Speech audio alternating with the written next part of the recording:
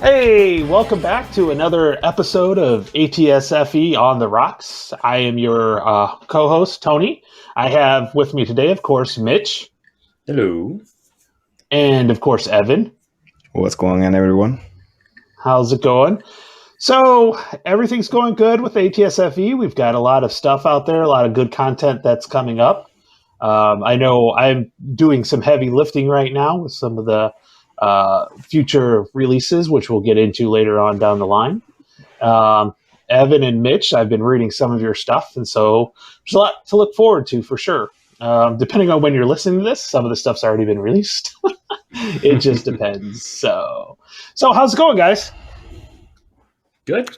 It's going great. On the rocks. It's fantastic. Right.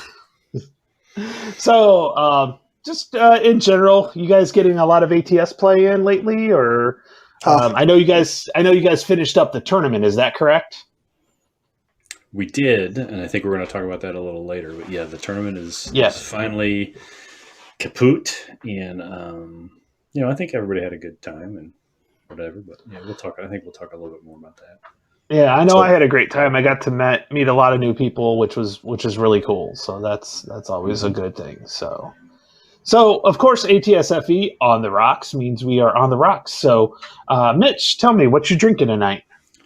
I am drinking a Godmother. So if listeners might recall last time, I think I was drinking a Godfather. So a Godmother is the same thing, except that it's bourbon instead of Scotch. But so 3 parts bourbon and 2 parts amaretto instead of 3 parts Scotch and 2 parts amaretto. So for me, I'm using Woodford Reserve and Di Serrano. Very nice. Sounds good. It's tasty. It's got a little bit more bite. Yeah. Right, because of the bourbon, right? A little bit more bite than the Scotch, but it's still good. Not a bourbon fan. It burns a little too much, but I don't know. You got to get Woodford Reserve. Get some good bourbon. You're drinking the wrong kind of bourbon. Yeah. You're drinking Jack Daniels, and that's a mistake. Right. But I mean, in general, Evan, bourbon's going to have a little bit more of a bite, right? So, they call it the Kentucky hug. So is what I've been told. I have a friend that's a big bourbon guy. Did like the bourbon tours down in Kentucky. Oh yeah. Nice. So he said it's the Kentucky hug. I'm like, yeah, I'll pass on that one. Too much. So Evan, what you drinking, Evan? I am drinking a vodka Negroni, but to just go with the theme with the tournament. Since we had Italians versus Russians, so we got the Campari for the Italians, we got vodka for the Russians, and I was going to shake it so I could say I'm drinking a vodka Negroni, shaken not stirred, but it's just too easy to mix it right there in the glass and build it in the glass. So I didn't take that extra step. Classy. I do love the good Negroni. It is good. And I thought it was going to be kind of boring and weak with the vodka instead of the gin, but it's actually pretty good. It's it's not as complex. You obviously get more Campari and vermouth. Oh, and this is some fancy Spanish vermouth. Yeah, of course. Because it was on sale, and I was like, oh, that looks interesting. So. Right. So we, Lori and I went to a friend's house for dinner the other night, and the lady whose house we were at, she has this machine. It's like a Keurig, but it comes with, you can order drink pods, alcoholic drink pods instead of coffee pods. I have heard of this. I'm like, holy shit. So, I mean, I had an old fashioned, I had a chocolate Negroni, I had a whiskey, some kind of whiskey. I can't remember the whiskey sour, but it was something whiskey sour. They were actually not that bad. Wow. I am assuming Lori drove home then afterwards. She did. But they're not, I was just going to say, they're not actually that boozy, right? Because it's just this little, I'm assuming there's a little bit of liquid in the pod, right? And then it mixes it with, I guess, water or whatever. Cold water. Was it cold? Were the drinks cold enough? They were. And so, but like on the instructions, it would say, like the Negroni, pour over ice, the whiskey, don't, or whatever it was, right? But anyway, the chocolate Negroni was good. It was a little on the bitter side, which most Negronis are, but it was on the bitter side. But anyway, that reminds me of a winery me and my wife Karen went to. They had these cards, kind of like a Dave and Buster's card, where you would stick it in and you could get a sample, a heavier sample, or a glass. And it was an automatic machine, and they had like as many wines as you can. I'm like, I want one of these machines in my house that I don't have to pay for. I could just keep the wine stocked into it, and I'll go with this, go with the water. So I am drinking a single malt Scotch. Jeez, I'm already starting. Scotch. And so it begins. Yes. Already. Before. A little, yeah.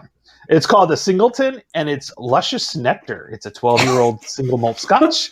And yes, it was funny when I was looking at it, but then as I drink it, it's not that far off. It's got a little viscous to it, but it's smooth and almost a little too smooth when it comes down to it. It goes down real easy. And I'm just drinking it over ice. Heathen. Yeah, we had a moment. We had a moment of shock there where we couldn't respond. I am in the process of buying some whiskey rocks though, because I do like my Scotch cold, and so I'd probably put a splash of water in it. And it's discussed. Scotch cold is pretty good. Yeah, we're talking about. I could throw it in my beer fridge, but I don't know. Yeah, but we did find some D6 whiskey stones, which I thought was really those were actually really cool. Tony, when you suggested that they should make those, I was like, oh, that's a great idea. I would buy those immediately. And then Mitch put the link, and I was like, well, all right, so I'm probably not going to actually buy them, but that's really cool. I know. I was like, finish your drink and you can roll them on, and then you can blame, the dice that they were drunk dice. So, because what's really funny is like a lot of guys will use a tumbler as a die rolling cup, and they'll shake the cup and the dice. Well, there you go. Not only can you use it as a dice rolling cup, but you can actually use it for Scotch. I thought it was interesting because I was looking at them on the on Amazon, and they're like rounded corners, safe for glass. I was like, oh, I didn't even think about that because they were the square ones. So, don't get me started. I hate crystal. It just breaks. You look at it and it breaks. I've had like dropped ice cubes in crystal glasses and like they ricocheted and broke. Oh man. Yeah, so the rounded corners, that's no joke. They're not messing around. They know what they're talking about.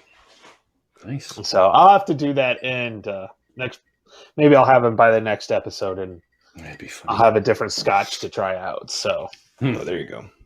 We'll see how it goes. I still have some of the Caribbean Reserve Glenlivet, but I wanted something special, something different for tonight. So I went over to the local grocery store, which has a pretty decent Scotch section.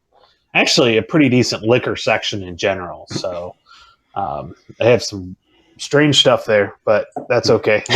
They can keep the strange stuff. I'll keep the nice single malt scotches. Yeah, as long as I wasn't going to pay the $223 for the one bottle. So I kind of backed away from that one as soon as I saw that price. And I think do that for our first anniversary, first ATSFE on the Rocks anniversary. I like it. Actually. Well, go ahead. In person. Oh, there you go. Yeah, because then I'd have to share it with you because there's no way. That's the point. I see what you did there, Mitch. I see what you did there. Mm-hmm. Yeah. I'm a teacher, guys. I don't make that much money. We could split it. That's okay. Oh, there we go. That's a good idea. I mean, you are doing the heavy lifting. That's what I heard.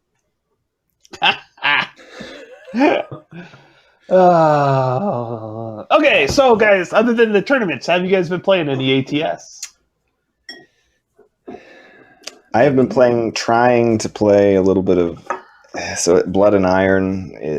The what is it, not supplement, expansion pack, whatever it is. Upgrade kit, right? Upgrade kit. Yeah, I don't know what it's upgrading, but I have it on. I have the map laid out. It's a very, very pretty map.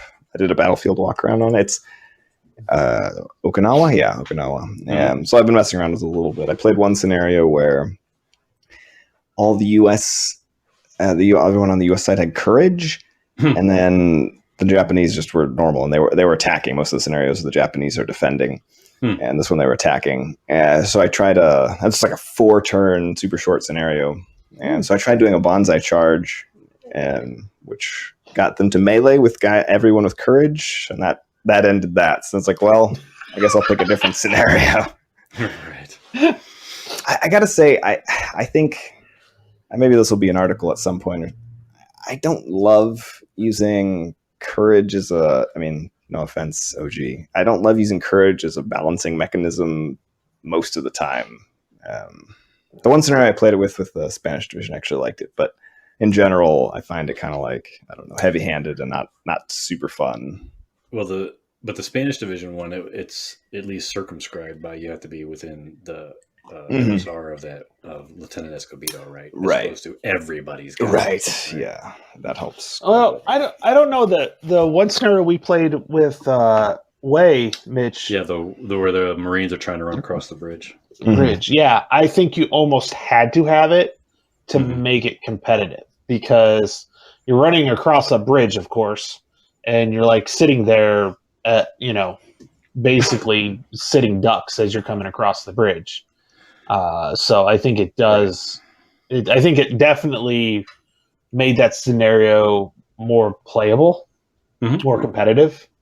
So I think used judiciously and in the certain circumstances, right? Okay, right. Yeah. And that one in particular, it's a very narrow. It's a 1 hex wide bridge. There's one way for the Marines to get across, and they're sitting ducks on it. So yeah, if they can't ignore morale checks, they're never going to get across, right? Yeah, because they'll be broken in like 2 seconds. So the first time, once somebody starts breaking, that's going to be it. So I thought it was a good one, and the OG was very good about saying that the SSRs are definitely a way to help make some of the balance, the game, the battles a little bit more balanced, or at least a little bit more gameable. So it was interesting. We had him on the YouTube. I was going to say, this was on your War Room talk, right? Yep. Yeah, and he was talking about how you use the SSRs to help make the battles a little bit more playable, so it's not such a one-sided affair. Because I don't know about you, but as a commander, if I was a true commander, I wouldn't want to be running at 1-to-1 odds. I'd want to fight the battle where I have the most people, or at least an advantage of something. So, so that was really interesting to hear about that part too. And I think he did kind of talk about it when we had him on. So, but it was really interesting. But the SSRs are definitely something that's going to help with my latest project that I'm working on. So, but yeah, I was say, unfortunately, I have not been playing any ATS other than the tournament scenario with Evan. So well, we do have something planned here on the 8th, I think is what it was. Yep. So we're going to continue we're going to get back to Kharkov. Yep, a little double trouble, and see how that scenario works out. And just love that map. It's just there's just so much to it. So recommend that one. That module very highly. And it comes in BOAOC, I think. So and if you have Russians, anything, you got your Germans, you've got Well, does that one have weird vehicles that you need? Not weird, but not a standard. Think. There's a flamethrower. Yeah, there's the flamethrower. Not armored car. Half track. But I think that's relatively standard. I don't think there's anything weird. The Panzer 2B might be a little off the beaten path. But I can't. That sounds like something you'd have in like the original Tobruk. Maybe original advanced Tobruk. But in that particular scenario, it's used as a spotter. I think the FO is actually in the Panzer, which is funny. But Battlefield walk around. That's all I'm hearing. Battlefield walk around. Exactly. Well, the BOIOC would be very short. Hey, here's the map. Well, I guess in scenarios, but you can go over the scenarios and what you need exactly. Well, just good point. I was just going to go there. Yeah, you could go. Here's if you get the BOIOC, you better have X, Y, and Z, right? Yeah, and honestly, that's a map where I think you could do some very fun if you took out the historical part and just make it like a city and not supposedly Kharkov. You can make some great scenarios off of that map, because there's just defend this and getting up to it, running across open, wide open squares, and there's some fun stuff that I think you can do some interesting non-historical, just kind of like a geomorphic type scenarios on that map. It'd be fun to design some scenarios on that just to play around with it. Mm-hmm. For sure. Well, I've been playing for a particular reason, and I've been working on the robot. So I'm not going to record me playing the robot until I've played a little bit to make sure I have it pretty good pinned down. So I've been playing. I've grabbed one of. Not only am I playing a very basic scenario, I'm playing actually a basic game scenario. So I have the hedgerows or bust. Is that the one? Yeah, hedgerows or bust, not the EVOO, the basic game. Or EVOO, extra virgin olive oil. Anyway, EVO. Nice. Volga. Yeah, already. I haven't even had that much. But no, it's the basic hedgerows or bust, the basic game. So it'll be neat to plan to show that scenario, that module off with the robot. So because the particular scenario I got it's like, I think it's the first one or the second one. I'm just looking at it right now. I think it's the first one. And it's infantry with a few mortars. So it'd be easy enough to say, hey, read the mortar article, and, you got to kind of have the basics. You don't have to go into any of the heavy weapons rules or anything like that, because I think the highest thing there is a medium machine gun, and that's about it. And that's not too bad when it comes to that. So I decided to make sure with my first robot playthrough, I was going to get a scenario that was pretty light on counters and nothing too off the wall, although it does have bocage, however you want to say it. So bocage, yeah, bocage. So that'll be interesting to see if I get the line of sight right. Good luck. Maybe there might be an article on that. Hey, that would be great. I think there's a few orchards in that map too. Yeah, that's covered. It's coming. Yeah, that's coming. Yeah, everyone's clear on orchards. That's the most time I think we've spent on an ATS rule is on the orchards by far. Well, I think. Well, and as we discussed, so not to ruin the tease, but there's some vagueness and ambiguity in the language around how orchards are handled in the rules, and so.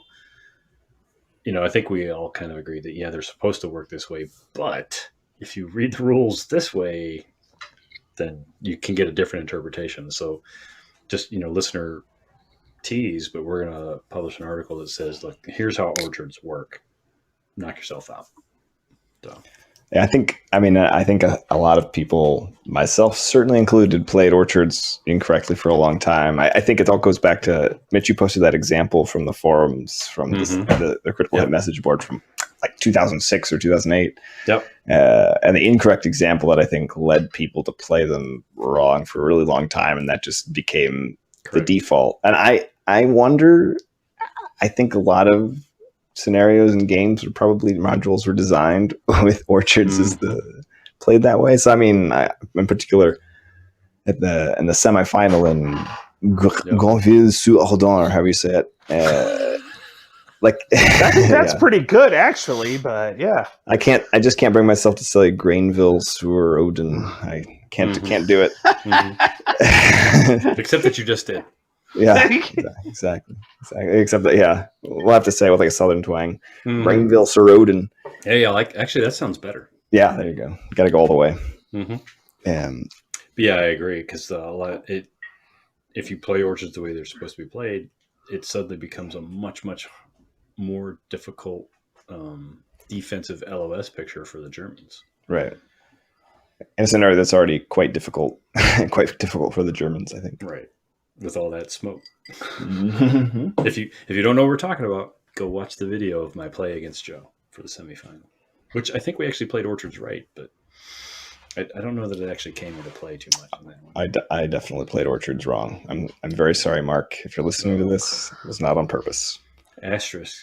Yeah. Well, that's funny. I was playing a game of Next War of all things, and we realized we'd played something Never heard wrong. of it. My I don't know what game that is, but someone who's listening will know. Second-rate designer. Exactly. I'm an asshole. Stick with his butt. Yeah, just can't even talk to that guy. Mm-hmm. So my buddy Nate, he was like, it was in my favor. So he's like, "Oh, asterisk," and I was like, I think the amount of asterisks we would need are more than the stars in the universe to mark this game down. Right. So it's a learning game. It's a learning game. Yeah. Right. But yeah, it's really difficult to play complex war games and like play every single play, every single rule right every single time. Yep. Yeah. Exactly. Well, and I think Evan, you and I were kind of having that. We didn't really have a discussion around it, but we were kind of skirted the edges of it. A lot of games have not a lot of games. Some games have a lot of rules. ATS Next War is one of them, right? But ATS in particular, in that you start going down this rabbit hole of, well, am I really playing it right? Am I doing this? Oh my God, now I'm a rules lawyer, right? And at the end of the day, I think as long as you and your opponent are okay and you're having fun, then it doesn't really matter, right? I mean, I get from a tournament perspective, it's a little bit different. Everybody needs to be on the same level playing field. That's why you need to have some kind of arbiter in place for making rulings and stuff. But in the general course of play, like if I'm sitting here, so I'm looking at my table right now, and over on the far side of the table, which, sorry listeners, you can't see, but this Brazen Chariots from MMP. I'm playing that with my buddy Johan, right? And then on the near side of this table, I've got Hood Strikes North set up, and reacquainting myself with GCACW. But a lot of these games is like, how do you learn the rules? How do you process them? And if you're just playing and having fun, then who cares, right? So yeah, it's a complicated question. Or not, but right. I mean, you summed it up. If you're having a good time and getting close enough, I guess that's fine. I think, yeah, for ATS in particular, I've become a bit manic with the rules questions between the tournament first and not wanting to get surprised, and then just making sure for all the ATSFE stuff, I want to make sure I get everything correct. Right. So yeah, I've gone down the rabbit hole of insanity a little bit on that. Now that said, I mean, the 442 rules, which is what I usually use for references, I think they are pretty tight, pretty solid. Mm-hmm. As we've discussed, orchards in particular, there's still a little bit of ambiguous language in there. There's lots of things you could clean up. I've got a list going. Right, Ray, if you're listening, I have a list. Exactly. You're going to get that list soon. But I mean, overall, unless you run into something just really off the wall, it's a pretty tight rule set. Oh, for sure. Yeah, for sure. Oh, these are things like I'm like flipping back and forth between pages and like, well, is that what it really means? And yeah, it's not the kind of thing that the normal player is doing or should be doing. No. Mm-mm. Exactly. Yeah, but the other thing we kind of talked about was, I mean, I'm curious in the designer's intent, in particular for conflicts or scales that I'm not very familiar with, which is 99% of them. It's hard for me to interpolate the correct interpretation, like, oh yeah, this should be this. And some games are worse offenders than others in terms of how complete their rules are, etc. But yeah, I mean, for those listening, this kind of came up because the internet. We've decided the internet makes us war gamers kind of lazy because we can just go ask online or go ask our friendly local war game designer instead of kind of trying to think it through. And I find this too. I remember I made a comment when we moved to Discord that with Facebook I was not very, but kind of reticent to put up rules questions, and I wanted to make sure I'd read through all the rules and I wasn't missing something obvious. And because Facebook feels like you're on some sort of, actually we might have talked about this on the podcast. I think we did. You're on some sort of forum. Yeah. Exactly. Yeah. So it feels like you're putting some kind of big post up on Facebook where like Discord is just this constant chat. So you're just like, hey, yeah, I'm just talking. And I could feel the difference. I became kind of lazy. I was like, oh yeah, I'll just put up this question. Yeah. Right. And speaking of Next War, that we've had questions, and we're like, yeah, let's not ask until we're sure. And like most of them have answered just by patiently waiting. And man, we would have felt like grade A fools if we had put up those questions. But I don't have a problem asking Mitch about next war questions, or actually ATS questions. Right. But and to be clear, I don't think we're discouraging questions in any form. Right. It's just no.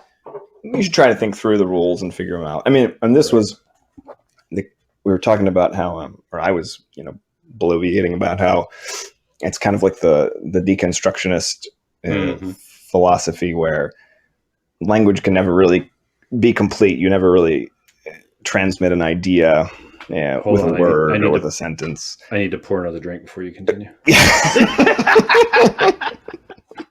This is gonna be a a good episode. No, actually, I thought when you said that, I thought you were spot on. So continue. Well, that's good. Even if it's a bit ridiculous and highfalutin, but that's okay. Yeah, that's all right. That's what we're here for. That's right. But no, so this idea that this postmodernist philosophy that language can never really transmit an idea completely. So your brain is always, or the listener, or the receiver is always filling in the gaps in some way. And I find this particularly relevant with war game rules, where at some point you're just going to have to, like, you could always go down like, well, was this what this really means? And but on page 37 they change the phrase this way, and it could mean something else, and you can go really crazy going down that way, and your brain has to kind of, you have to work through it and accept that the kind of whatever the natural way that it's written is what it's supposed to be, or etc. No, I agree. I mean, so I found a quote one time, and for the longest time it was my signature line in my email. It's the single biggest problem in communication is the illusion that it has taken place.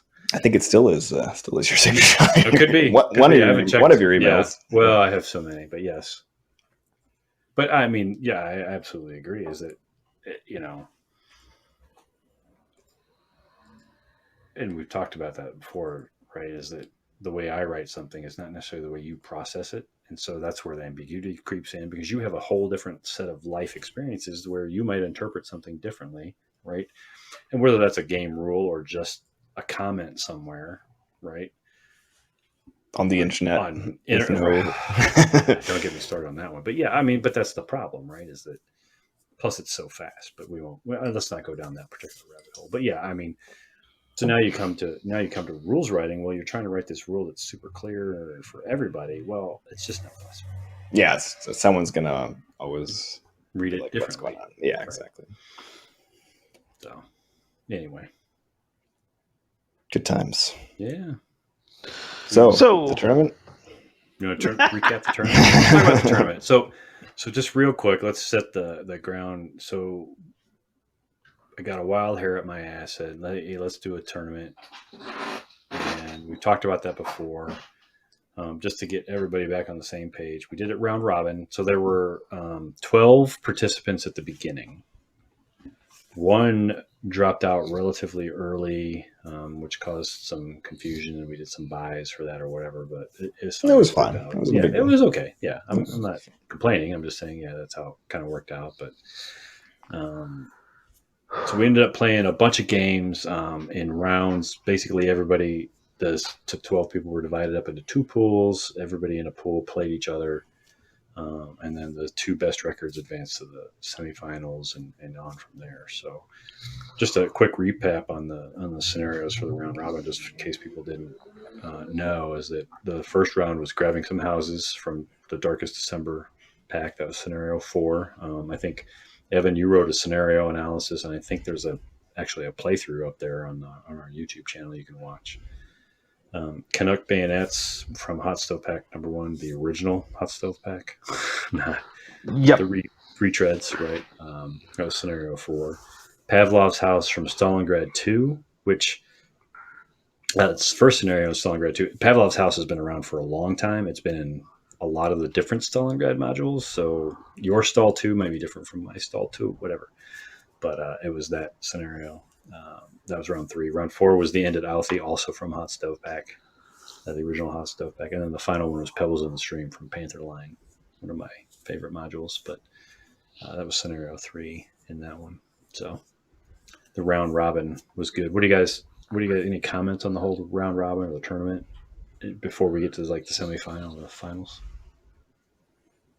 I think the round robin was fun. I enjoyed it. You know, a lot of the scenarios were great. They were small. We could almost get most of them done in one sitting, which was very helpful. At least for the round robin scenarios to keep them moving. I enjoyed the pebbles in the stream scenario quite great. Oh, that was the favorite. I think that was everyone's favorite. I think it's a great yeah. scenario. Yeah, I got lucky, and my pack was not taken out until after I took out about 6 of the tanks, and then it was finally taken out. And at that point, it was just too late, too little, too late for Matt, who was my opponent in that one, for that. But it would be interesting. It was interesting to see everybody's kind of how they played it out, and you know, same thing with grabbing some houses. I thought that was a great scenario as well, and there was definitely multiple ways of going about that scenario, and on both sides. Not really so much. I think it was the Germans. Who started on the left side of the map? Was that the Germans Americans. It was Americans? Yeah. Yeah. So the Americans kind of had. I saw 2 ways of it being done, but only one way successful. And unfortunately, that was Evan that was successful against me. So, because that was the first match that we played. But for the German side of things, I think there was multiple ways of winning that scenario. And so, yeah, it was definitely interesting. I had a lot of fun. I only won 1 match, but I still had a blast on all of them. I was pretty close on Pavlov's house. It was like, I remember. I think it came. Match. Yeah, it came down to a melee, if I remember right, and you know, so and that just tells me that's a good scenario for type of tournament type. So right, and if anybody's interested, if you get on the Discord channel, the logs from most of the matches are in the tournament sub channels. So it's not as good as listeners talk about it, but right. But there's some interesting stuff in there. I did flip through some of the early logs when I was getting the pulse on what everyone was doing, especially for scenarios that people played before I did. And yeah, it was pretty interesting. It's sometimes hard to follow, but people don't like following or clicking through the logs. But I found it actually pretty reasonable. There are moments you're like, wait, what's going on? But then you just kind of slow down and you can usually figure it out. It's right. Interesting. Yeah, well, I really wish Vassal just had like a play button, so I didn't have to sit there and click. I do have a fun story about going through the logs. When you and me were playing some BCS, play by email, I was in school one day, and it was during like I had like just a student helper, and I'm like sitting here going through our logs, and he's like, "What are you doing?" So I had clicking so many times. Yeah, because it was like click.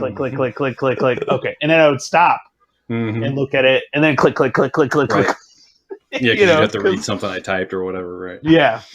So yeah, that's it. A play button would be nice. So you could just play it, pause it, and then if you needed to go back. But yeah, it was pretty funny. Yeah. So those scenarios. So way back when, and I can't remember if it was Drew Dorman, rest in peace, or the ATS on the table guy who started tracking wins, losses, and draws on a spreadsheet. I think it was Drew, and he kept a spreadsheet on that, and he would update it and publish it every now and then. But regardless, I used that as my guide for choosing the scenarios, and I really had 2 criteria. One of which Tony mentioned was, they need to be playable, if not in one evening, then in 2. Right, so that's why they're all like 5 or 6 turns for the most part. With very few units. Pebbles in the Stream, I think, was the largest round robin scenario. But it's also actually, Pavlov's house is pretty big, but it's really fast and short. But anyway, that's what I went, and I went off the win-loss records there. And although, like Evan and I have had that conversation of, well, the sample size is really small. Well, and there's the question of, are people playing the scenarios correctly? Well, right, and so there's the rules correctly, and are they aware of what they're doing? Which, all that given is, whatever. But it's at some level, you just have to take what you got. But I also that's why we had the bidding mechanism too. Is like, if you can look at a scenario and say, and bid. So the bidding mechanism, if you guys aren't aware, I don't know you two are, but for the listeners, is that basically you would take the highest count of squads on one particular side, and you would bid the number of squads to play that side. So say there were 7 Soviet 648s, you could say, well, I can win with the Soviets with 5, and the other guy bids 6. Well, you get the Soviets because you bid 5, right? Which is the lowest number of squads. So now you've handicapped yourself thinking that they have a better chance to win, even with 2 less squads than what was in the order of battle. So I actually like that as a handicap mechanism, but the flip side of that is that it really requires you to be able to look at a scenario, look at the terrain, analyze what's going on, and figure out, I can probably give up a couple squads or 2 and still win, whatever. I think the end at Outhie... Yeah, that was the only one. There was obviously. In retrospect, I think it was probably so. According to the win-loss draw record, it was very even. I think. So baffling because it's not a complex scenario. It requires you to right. Oh yeah. If you do this, then the Germans win every time. No, it's if you just play normally, the Germans should win. The Germans should roll over it. So I think that was probably just one that was statistically anomalous. But I think after we talked, and I think we should publish our changes maybe after we played it a few times, but I think we have some changes for that one to kind of bring it more into balance, shortening it, changing some of the order of battle a little bit. I think it's a much tighter scenario. It's not horrible, I don't think, but the problem is it requires superb British play and okay German play, right? Yeah, I don't know. Well, we need to play that one. We have to play. I mean, we have a backlog of things we said we're going to play, exactly. But that one in particular, I think, would be very interesting because I'm curious to see. Like you say, if you play the Canadians really well, right. how well they can do. Mm-hmm. But that's definitely one where if you don't do bidding, the side, if you just do random right. sides, the side that gets the Canadians is just screwed. Right. Which I thought from the tournament standpoint, I thought was really funny is that most people didn't want to bid. They were just like, we'll just roll. Right. Which my opponent did not want to bid, and I was like, okay, I'll take the Germans because I wasn't going to shoot myself in the foot that hard, but I'll take away a squad, or I think just one squad, because I was like, I would have bid at least one. I probably would have bid 2 or 3, but. Right. Yeah. But I mean, that goes back to and I know it's been a common thread, and anytime we've mentioned the tournament is that it wasn't cutthroat, right? People were just they were just happy to play. Yeah. I think, and sort of I don't care. You'll care later. You'll care on turn 3 when you're resigning. Right. Yeah. But I think I made it 2 turns and I resigned. I lost. Oh, that scenario hurt me hard. Before I could even get a turn.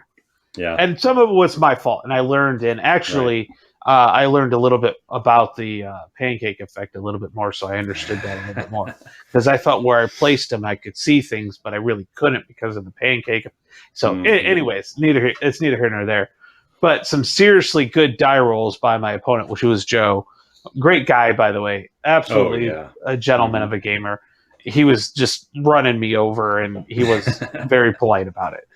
But I lost. I think I lost 2 squads and a crew before I even got my impulse. It was that bad because he had used his 3-rate machine gun and just rolled. I don't know how anybody could have rolled any better than what he did. So it was just one of those things that it was a mix of bad play and absolutely wonderful rolls. And it even got to the point where I thought I was going to win. I thought I was going to be able to come back because I started getting some of my broken guys back until he moved next to me and I broke and surrendered. And it was gone. It was done. It was like, yes, I recovered. And then he hit me. And I'm like, crap, there I go. So, But that one hurt a little bit. We did bid, so he had fewer. He did bid for the Germans. Oh, how many did you bid? I bid one, because I know I didn't want to play the Germans. Oh, you're a crazy person. But wow. yeah, but I again, it was poor play on my part and phenomenal play on Joe's Right. part. So it was kind of the opposite of what it, I probably had a little bit more. I think I did bid like 2 for the Germans and he bid 3.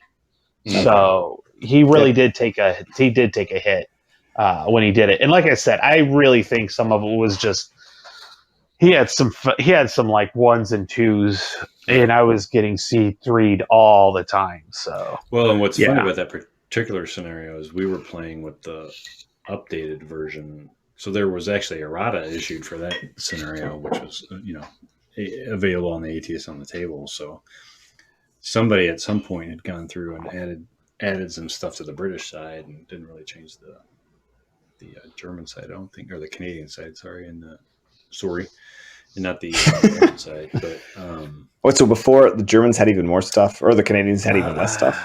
Yeah, I'd have to go back and look at what the exact errata was, but yeah, it changed it up a little bit. That's why you can see that when on the PDF I sent out about the scenario, it's it doesn't look the same. Well, it's because I altered it to match the errata, right? Or the issue. So actually, I'd be interested to know. So one of the things, and Ray even commented on it, is all these scenarios are older scenarios, right? They're pre 4.x rules. And he had commented, "Wow, you guys are really playing the old stuff." I'm like, well, that's what we have records for, for one thing. Right. But I would be interested because well, I guess the ended out so it was in the original hot stove pack. I have not gotten any of the new hot stove pack, so I don't know if it was ever reissued. I do have the hot stove one, the new one, and it's not in there. It's a different. But there are like 6 new ones, so I don't know if it maybe made a reappearance in one of those. I'd be interested. Oh, okay, yeah. If anybody has it, and has the original, compare them and let us know what the differences are. But that would be interesting to know. Well, that's funny because this is perfect timing. Look at this magical segue. We can go right to the semifinal. Exactly. I'm going to let you pronounce the name, though. Oh, with my fine French accent. That's right. I feel like Pepe Le Pew. In that scenario, so I picked up recently from Noble Knight whatever the TT version is for both. There's 2. It got split off. The Scottish Quarter got split off in the 2 for TT. Shot for Piats and and orders for the major. Uh-huh. Yeah, I have both those TT modules. Yeah, because I thought they were. Well, I don't know if it's more economical to do it like that. Since I realized then later it was 2 for the same. You're really just getting the full box game for the price of 2. But But yeah, so I was looking at that scenario, and it's much more reasonable because I thought the scenario was pretty imbalanced in favor of the Scottish, and so and there were actually some changes. I think you can see that there was some errata for that one as well, and you can see on the scenario card that you sent us that the graphic for the 3 extra squads is a little bit different. It doesn't quite line up. But for the TT version, it's. The Germans have a little bit more stuff. One of their leaders or crew has a higher morale, and the Scottish, instead of having, they have 10 good squads and then 3 of the mediocre ones, and this one they have 13 mediocre ones. Oh, really? So I was like, oh, okay, yeah, that sounds about right. Yeah, that might even it up a little bit more. So yeah, exactly. Yeah, but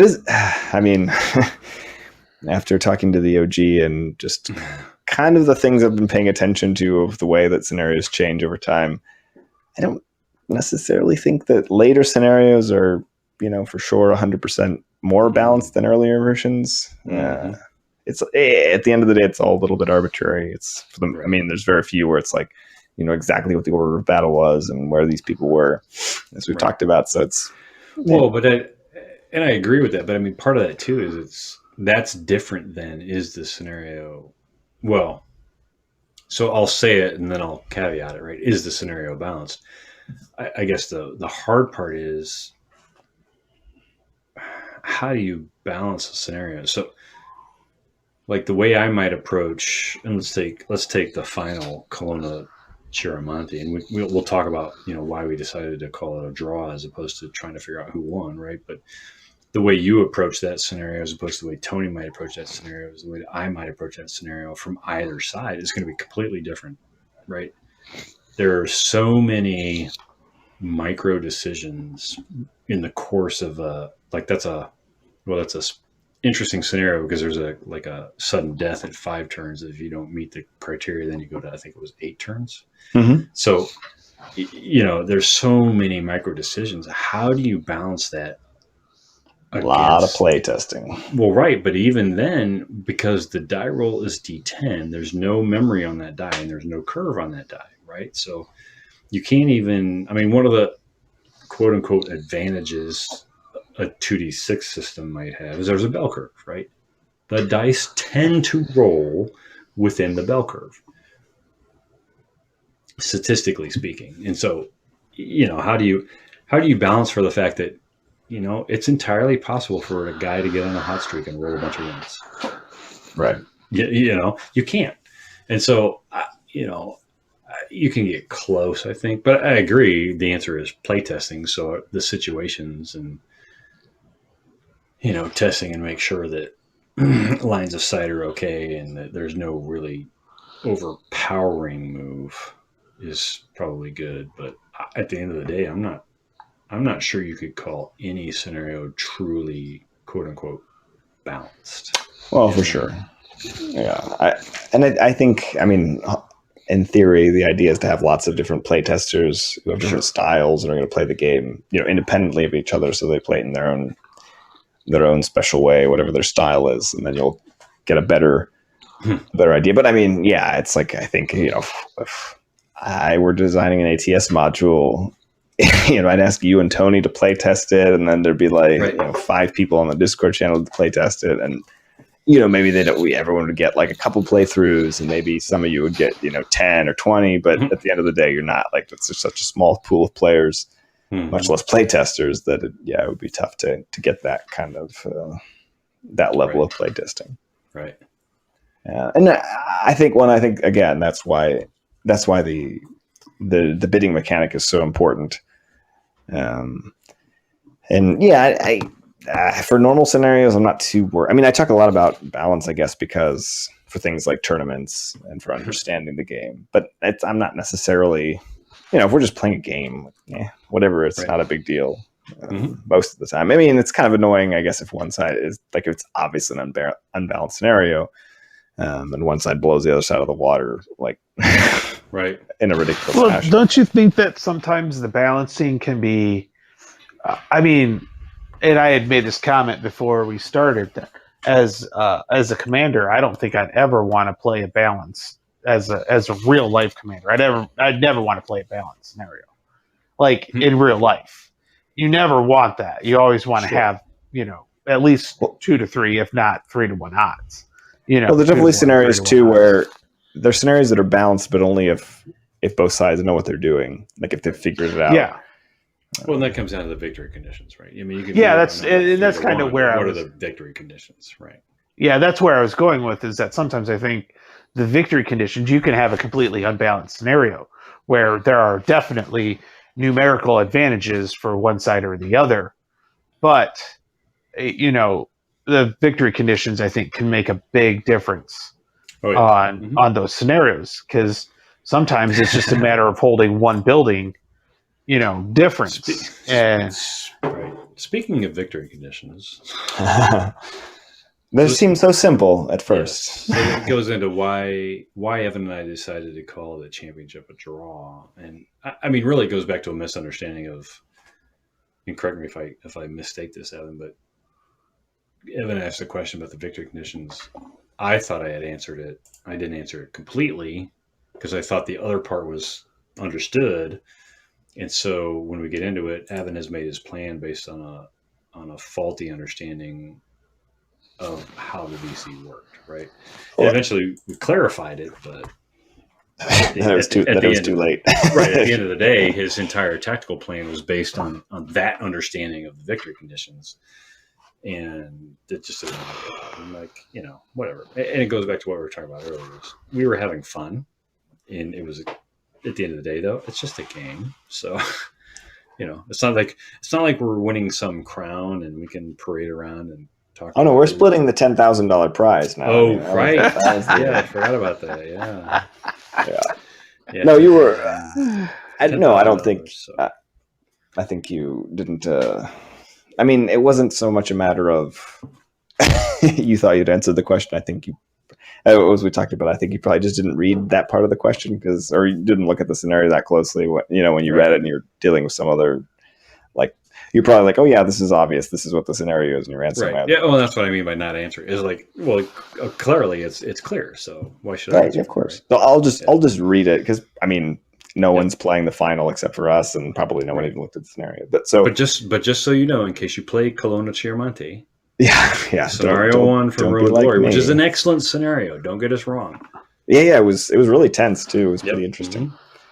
So the victory conditions are, quote, to win, the Italian player must control all locations of either group A or B. There's two different groups of victory locations, which are below on the scenario card, which you choose, of either group A or B by the end of turn 5, and prevent the Russian player from gaining control of one location from the chosen group by game end. End quote. So when I saw that, I thought that, okay, he must prevent the Russian player from controlling one location. So one location you must hold on, the Italian player must hold on to, and he wins. But in fact, it's the other way around. Any location. Right. The Russians can't take anything. Yeah. Right. And so, that makes it rather more difficult. You have to. So basically, the Italians are attacking into this, I don't know, whatever little town with a railway and buildings. Yeah, exactly. And that's it. The Russians are defending with some crappy force, and then presumably the Italians roll up the Russians in 5 turns, and then they have to hold on to every single location that they've captured. There's 4, 5, 6 locations. I mean, there's some multi-hex buildings, but basically 4 hexes for each one. And then the Russians have a counterattacking force with some dinky T-26 tanks and some good squads.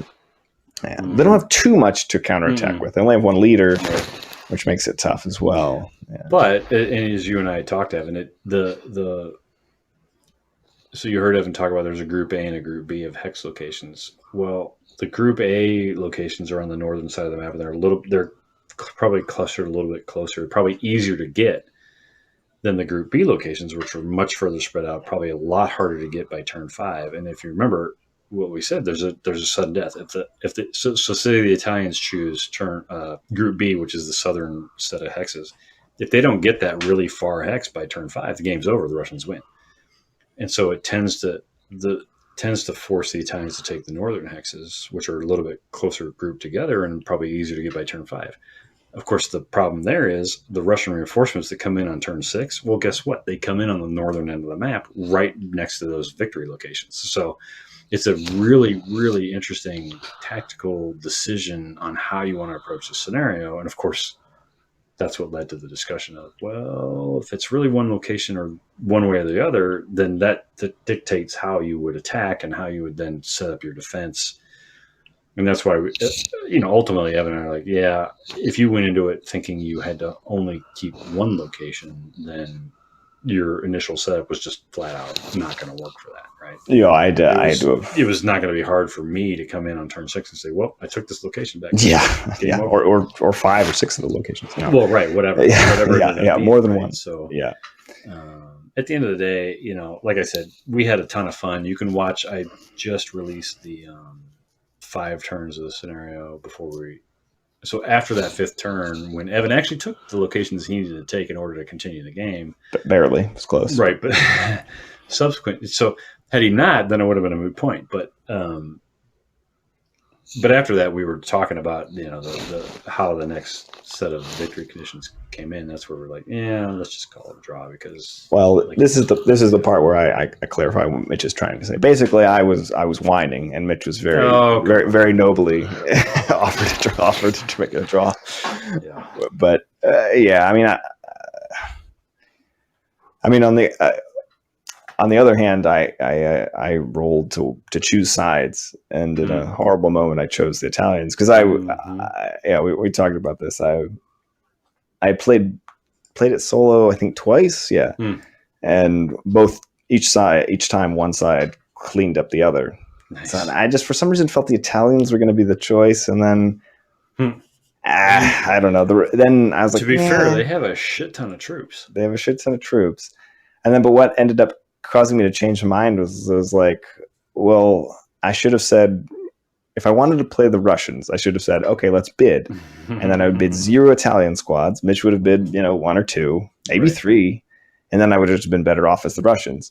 Right. But since I didn't say bid, I said, let's just, roll for it. And I thought Mitch was just going to randomize it, but it's like, no, randomize who gets to choose. I was like, well, if I wanted to play the Russians, I should have just said bid 0. So clearly I think that it's even and the Italians are ahead. So I have to choose the Italian in a moment of sanity. And as soon as I did it, I was like, oh, that was dumb. It's so much easier to play the defender typically. And it can be. Yeah. Yeah, it can be. And go ahead. I was to say, I will agree. I think it's much, much more difficult to play the attacker. In this scenario, for sure. Right. Yeah. And don't get me wrong, it is I love this scenario. Yeah, it was a cool scenario. I mean, from the choice of victory hexes to the sudden death condition on turn 5, and then the random. So those reinforcements are randomized as well for the Russians. I mean, I think you get the infantry. It's which tanks you get and how many you get is random, but it's just a really, really solid scenario, and that's just meaty one, right? So, yeah. And if we said before, Roman Glory, and you heard the OG talk about it too. Roman Glory and Red Christmas are just fantastic modules. And long story short, what it really ended up is we reached out to the OG, who got us in touch with Andre Garello, who designed the scenario, and we asked him the question. At the end of the day, I think we're going to end up talking to Andre on the podcast and various ATS topics, hopefully. So he's not super involved with ATS community anymore, but I think it'd still be pretty cool to talk to him. Oh no, it'd be great. Yeah. Okay. So anyway, segue. Let's talk. We're getting a little bit long in the tooth on this one. So what's coming up? Tony, well, coming up? I have. So there's been plenty of questions, and myself included.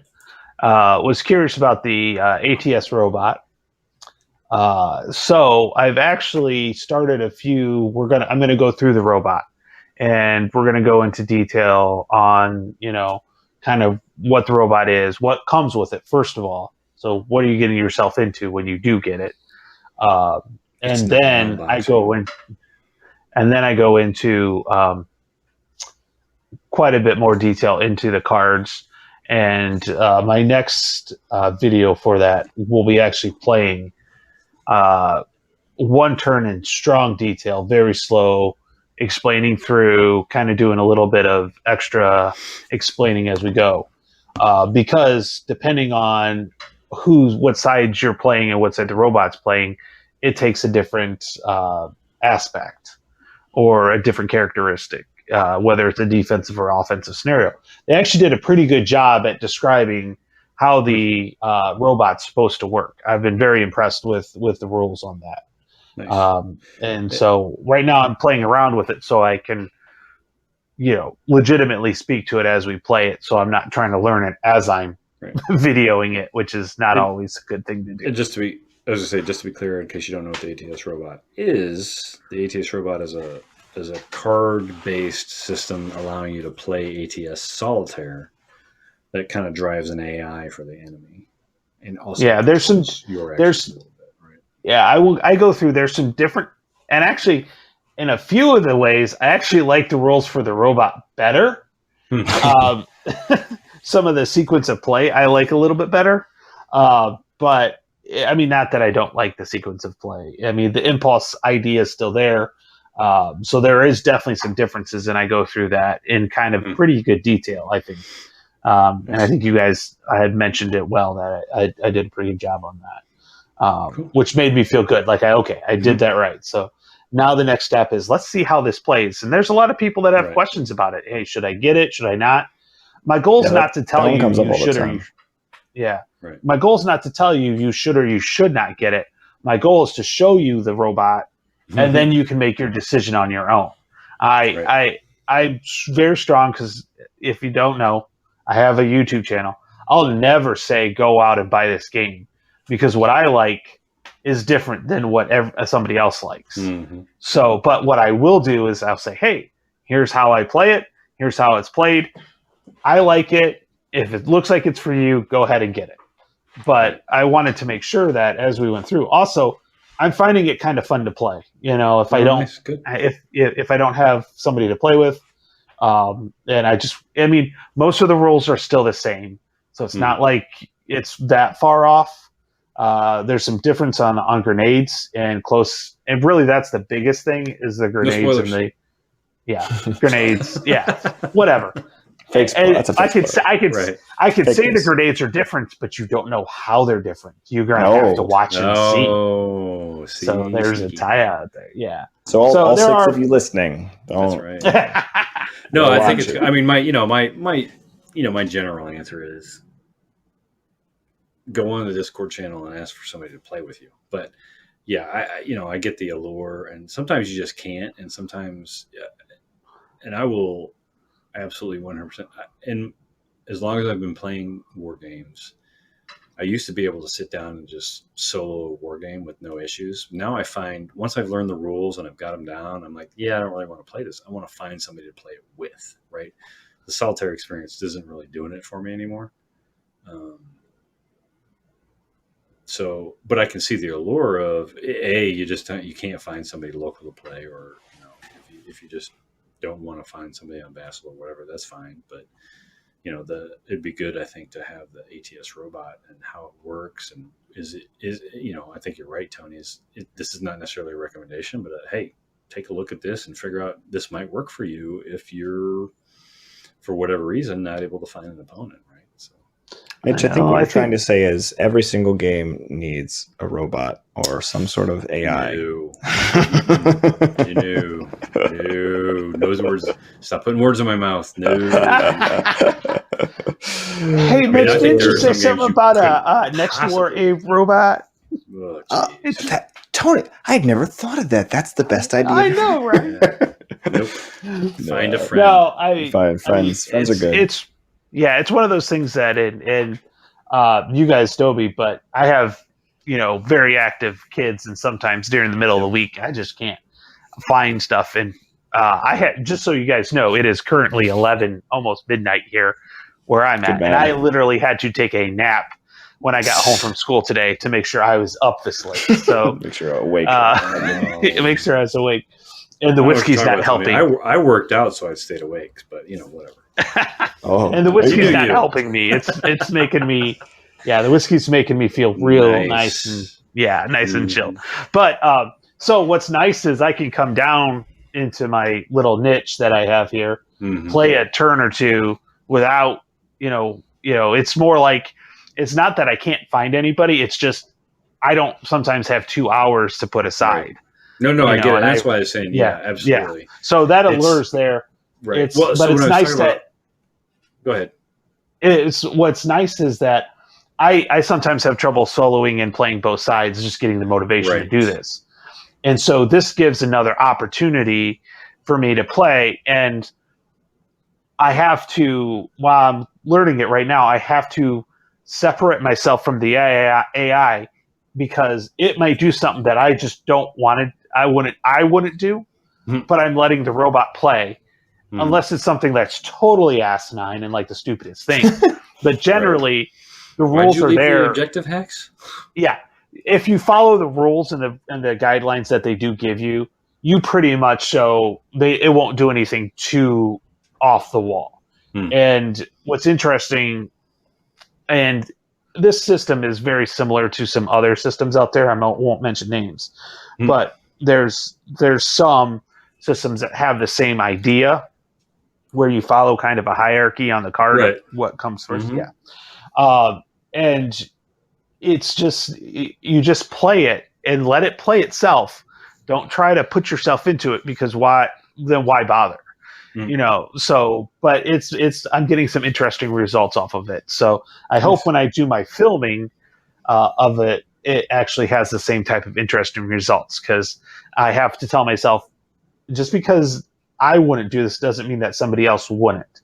Right. And it's that whole you're playing somebody different and they play it differently. So, well, I think you nailed it on the head too. Is like that. I get tired. That's my big thing with trying to play solitaire. Is I get tired of making decisions for both sides. I want if I'm going to do it, I want something to make the decision for the other side, whether that's a human or maybe the ATS robot, right? So, well, and I think I think people have this weird idea when they play. Well, maybe they're more okay with when they play a dedicated solo game, but they're less okay with when they play a.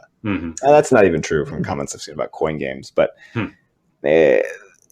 That it's supposed to like you're not necessarily play. I find solo games to be much more an experiential sort of thing. Experiential experience. Can we say that? Sure. Sure. Yeah. Let me deconstruct that. Yeah. please do. Exactly. Where's the applause button, Mitch? Come on, you got. Oh yeah, 30-second applause. Slow on that. Yeah. Whatever. Yeah. But yeah, I, especially for a tactical game. Like right. You don't, and play Fields of Fire. Okay, sometimes the AI does weird things that don't make any sense, but it's not like that was what would happen in real life. All sorts of in combat all the time, things happen that make no sense at all. You shouldn't expect that to. But I think especially with something like ATS, where you're like, yeah, this is what you should be doing, and this is like an optimized this war game. Why is he making this stupid decision? Well, that's just part of the experience. And then other times, it'll kick your ass. So. I think you have to look at it with a different mindset than when you're playing it opposed, which is fine. So all that said, look forward to an ATS Robot week where you can listen to Tony for hours on end talking about the ATS Robot. There you put the applause button. I've actually that was your opportunity. I made that sound way worse than it was. I've actually figured out the best way to keep me from talking. I had to have some dental work yesterday, so I don't think I talked almost the entire night, and my wife was a little weirded out by it. So. Wow. Nice. Because I don't shut up.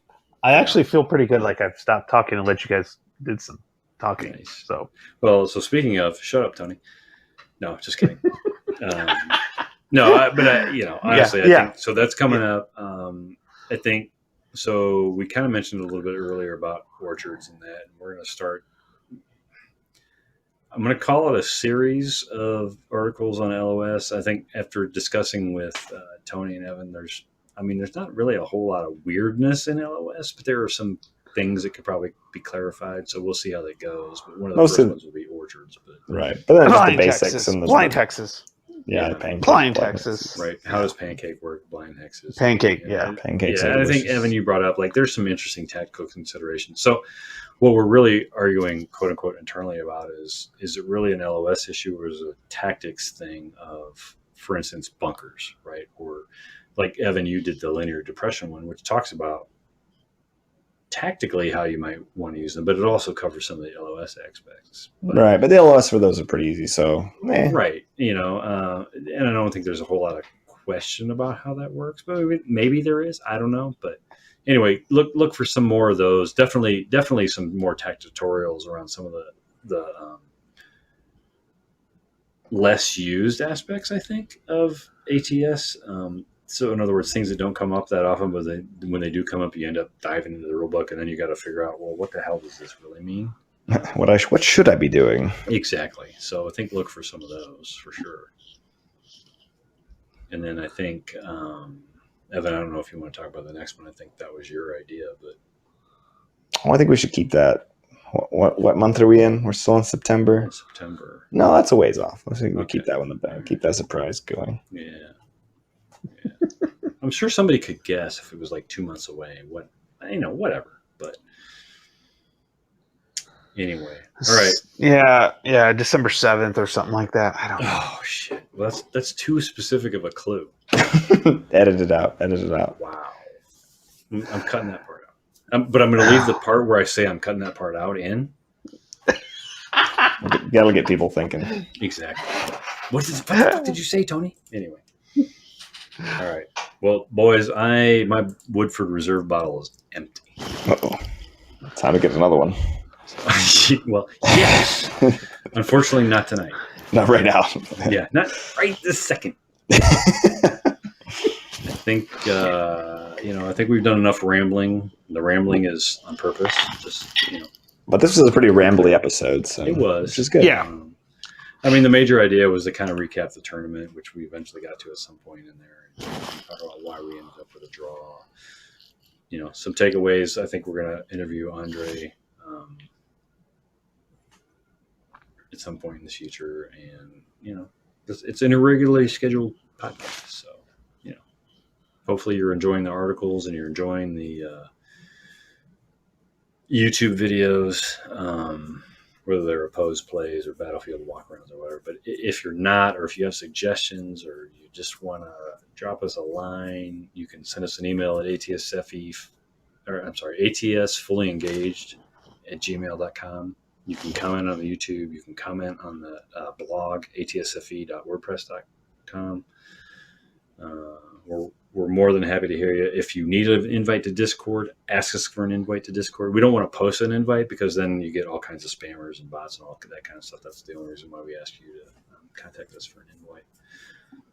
But we would love to see you posting. We've got a couple guys joining, at least once every other week. I think it's good. Yeah. The key thing is that we really want to respond to what you guys want. So if there's something that is throwing you off, let us know so we can put that in, and then we'll put it as we can do maybe a priority on that and get it out quicker if there's something, or if you want to see what you want to see more of. We want to make this we want to make the community a part of this. So, what you guys want to hear, we'd love to hear suggestions on what you would like to see here. So please make sure you guys do that, because I think that'll you guys as the listeners and as our ATS community grows, which is the whole idea behind this. We want to actually be there and give you guys good content that you guys are looking for. Hear, hear. ATS on. Any last words, Evan?